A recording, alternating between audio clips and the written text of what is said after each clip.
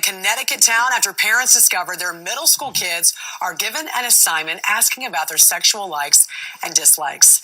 Erica Sanzi is the Director of Outreach for Parents Defending Education. She now joins us to discuss the latest crisis in the classroom. Welcome to the National Desk.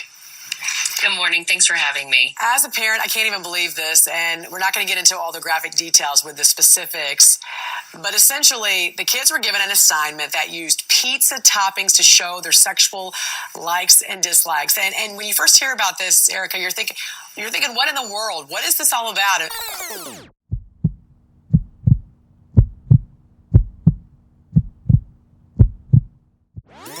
And what are you hearing from parents? Yeah, so the reason we know about this story is that parents were very upset and felt like they were being ignored. So they reached out to us at Parents Defending Education to let us know what happened, and they sent us a copy of the assignment. And the assignment started out with a sentence that said, yes, pizza can be a metaphor for sex. And then it went on to explain that just like when friends have to agree on pizza toppings when they're sharing a pizza, that people need to agree on what they're willing to do and not do in terms of consent. And so they decided to have the students list their sexual likes and dislikes and then draw them on a pizza as pizza toppings. Now, again, these are 8th graders, and it's important to keep in mind, under 15% of 8th graders have had sex. So they're being asked very personal questions on a topic that many of them are totally inexperienced with and likely uncomfortable talking about in school. Right. And I was looking at some of the questions, and these are questions, that would make an adult blush, quite frankly. The district's health and PE coordinator shared that there was an issue with the initial assignment and posted this online explanation. The correct version of the assignment is for students to work in small groups to craft a pizza with toppings. No behaviors associated with said toppings. That would make everyone happy, comfortable using nonverbal communication only. Students are then asked to reflect and discuss how thoughts or feelings can be confusing or misconstrued if we rely on nonverbal cues, communication alone, which I think is even more confusing when I read this, because I'm not really truly understanding what the purpose of this was. Perhaps they have an explanation. So did the school district or any other administrators offer any other additional explanations as to what the purpose and what the end goal and end game was of all this? And should other parents be concerned children in other school districts are being given similar lessons?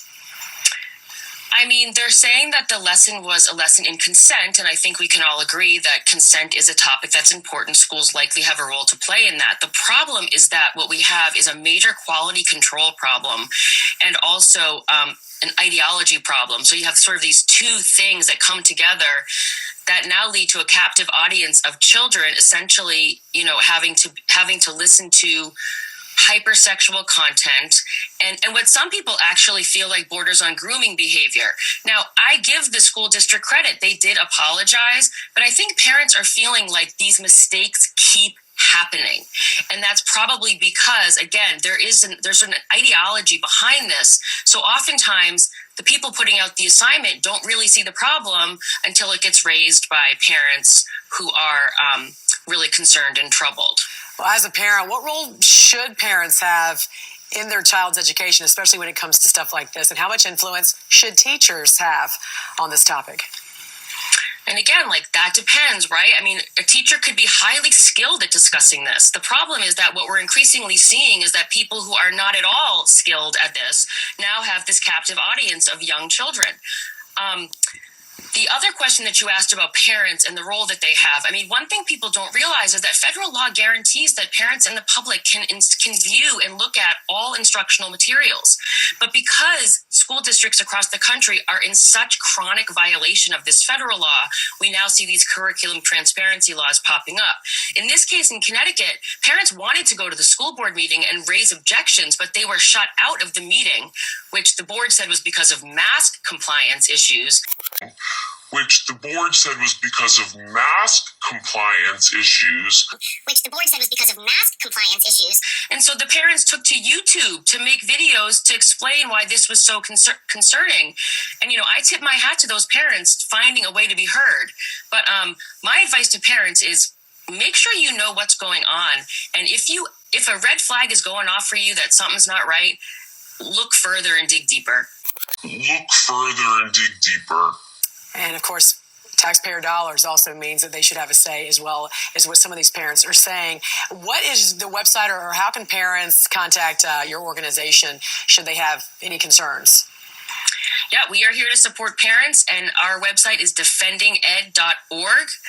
People can submit reports and tips to us. We can maintain total anonymity, and we often do because parents are often, afraid to speak out.